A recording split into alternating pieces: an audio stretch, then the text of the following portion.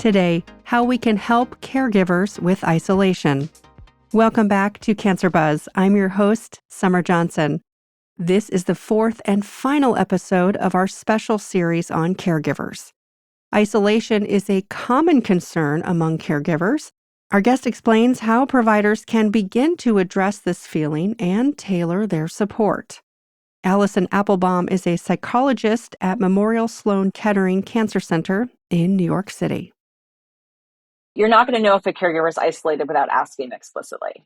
They're not going to just report that per se, or they're not going to have a specific symptom that you might be able to associate directly with isolation. But I think one can assume that every caregiver will be challenged at some point during their caregiving journey with isolation, whether that is because they are the only caregiver available to take care of a loved one, or because social networks inevitably shift and change over the course of an illness journey. Inevitably, all caregivers will experience isolation. Another piece of this is that not just the fact that there may be so very few caregivers available, but often caregivers will say, nobody in my network understands what it's like to be a caregiver. They just don't get it.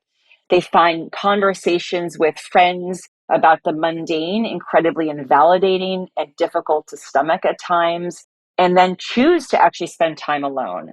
So I think it's safe to assume that every caregiver has had some type of experience of isolation during their journey. And so any steps that we could be taking as healthcare providers to address isolation is very, very important. Are there visual signs that we can look for that show a caregiver needs some psychosocial support?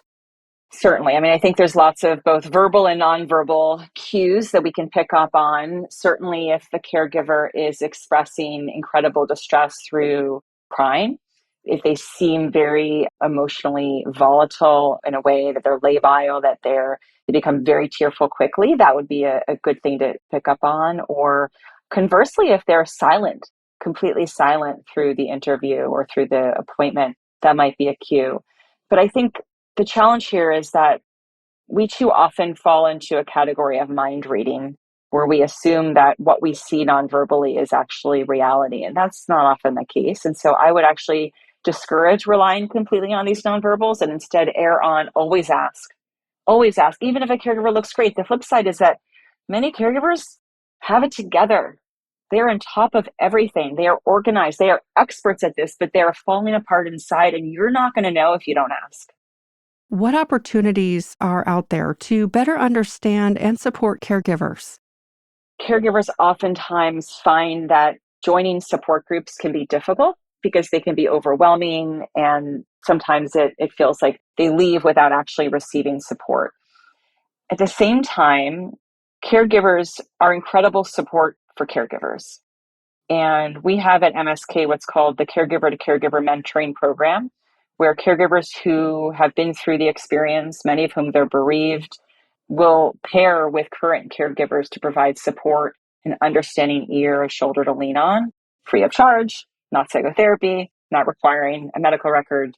And I think that this is really an untapped resource for several reasons. One is that we are all overburdened in terms of the wait list for care, and it's very difficult to accommodate all the caregivers who need support.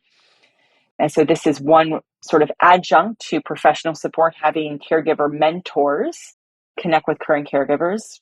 But second, and this is very important, for many caregivers, and I'll say myself included, as I had my own very intense personal caregiving journey, the caregiving role becomes a very big part of who we are.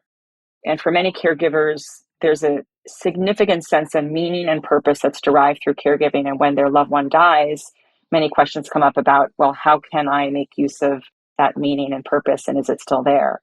And helping caregivers who are no longer in the role to connect with current caregivers helps those who are bereaved to reconnect to the meaning and purpose that they once derived. And so it can be very beneficial from a bereavement care standpoint. Thank you to our guest, Allison Applebaum, for giving us a lot of practical tips in this special series. You can take a look at the show notes for more information about helping caregivers with feelings of isolation. And if you haven't already, make sure to go back and check out the rest of the episodes in the Caregiver series. Until next time, for the Cancer Buzz team, this is Summer Johnson. This show is a resource of the Association of Community Cancer Centers.